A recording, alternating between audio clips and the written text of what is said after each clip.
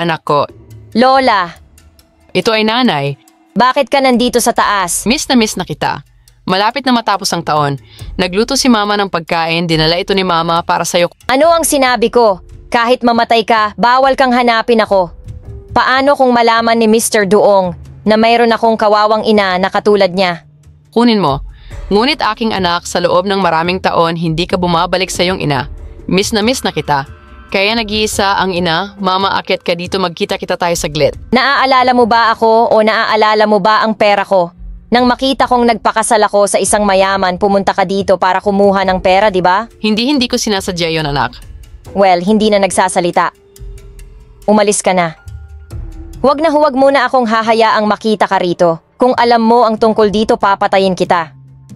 Anong mali? Kuya, Anong meron? itong matandang pulubi, nang hihingi siya sa akin ng pera. Sabi ko sa'yo, wala akong pera. O talaga, ito Lola, kumuha ng pera. Sa susunod na makikita mo kaming mag-asawa, huwag mo na kaming guluhin. Oo, alam ko. Tara na. Anong ginagawa mo dito na nagsasayang ng oras? Tiyuhin, anong meron pare? Hindi mo pa rin nakikilala si Trang? Nakilala kita. Mahal ko itong pagkain, pakibigay sa akin. Bakit ganun pare? Ayaw kanyang makita. Naku, ihahatid na kita sa iyong bayan ngayon. Huli na ngayon. Oo. Ihatid na kita sa labas para kumain. Pagkatapos ay bumalik ako sa aking bayan. Tara na. Hoy, nakita ko yung taong yun kanina, mukha siyang pamilyar. Nakilala ko na ba siya? Hoy kuya, walang pakialam, daan lang ako. Saan tayo nagkita? Pero sa totoo lang, parang pamilyar siya sa akin. Parang nakilala ko na yung taong yun dati. Hoy kuya, mayayamang tulad mo. At kung paano makipag-ugnayan sa mga tao sa mababang uri. Mali lang yata ang naalala ko. Maaari itong maging gayon. Pero ikaw, bibili ako ng regalo para sa mga magulang ko. Sa susunod na taon ay dadalhin kita upang bisitahin ang aking mga magulang. Pagkatapos ay kailangan mong bumili ng magandang regalo upang ibigay sa iyong mga magulang. Bumili ng kahit ano, ngunit kung wala kang sapat na pera, kailangan mong sabihin sa akin. Oo, mahal na mahal kita.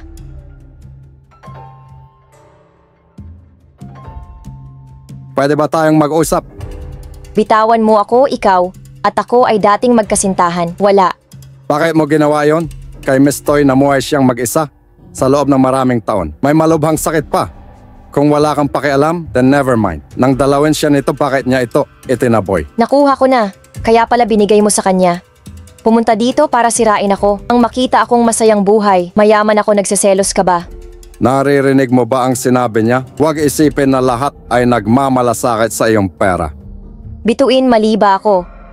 Kayong mga mahihirap, pareho lang. Ngayon nasasabi ko rin siya lang ang aking inaalagaan. Hindi ko kailangan ng ganyang kahirapan. Huwag mo siyang dalhin dito. Gawin akong hindi komportable. Anong sabi niya? Ang lakas ng loob mong suntukin ako. Sino ka para saktan ng asawa ko? Tanungin mo ang asawa mo. Anong meron? Siya yung nanghiram ng pera sa akin. Pinahiram ko siya ng pera. Hindi lang siya nagbayad pero pumunta ka pa rin dito para asarin ako. Ano? Kailan ako nanghiram ng pera sa'yo? Umalis ka na dito, huwag kang pumunta dito at guluhin kami.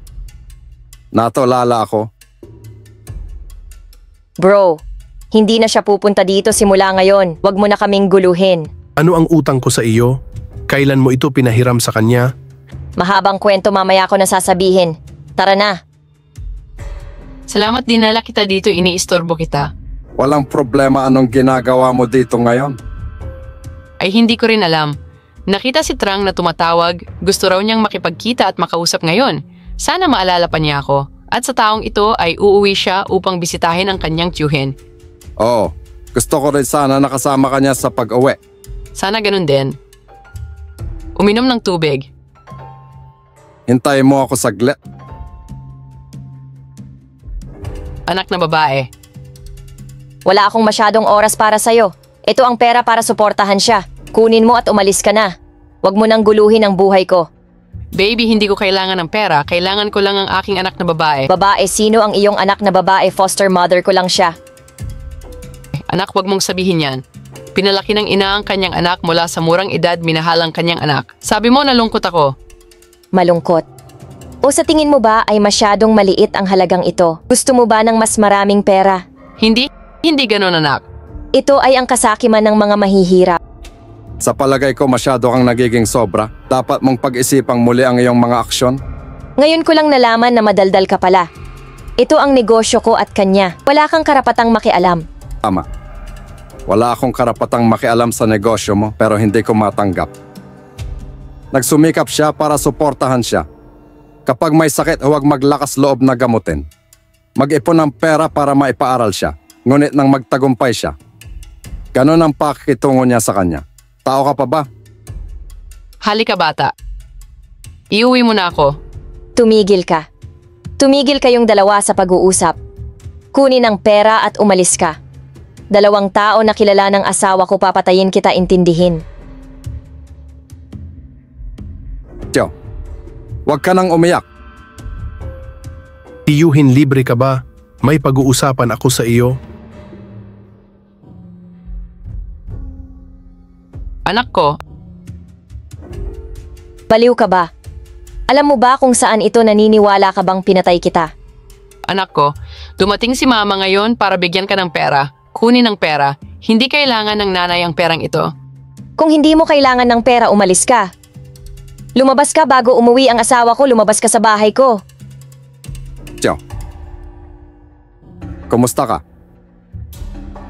Mga bastos, gusto mo akong saktan, di ba? Sapat na, itigil mo na. Kuya, bakit mo sinabing nasa kumpanya ka? Hoy kuya, natatakot ako. Bakit biglang pumasok ang 2 taong ito sa bahay ko? Alam ko lahat, hindi mo kailangang gawin iyon. Kanya. Ito ay ang kanyang biological na ina.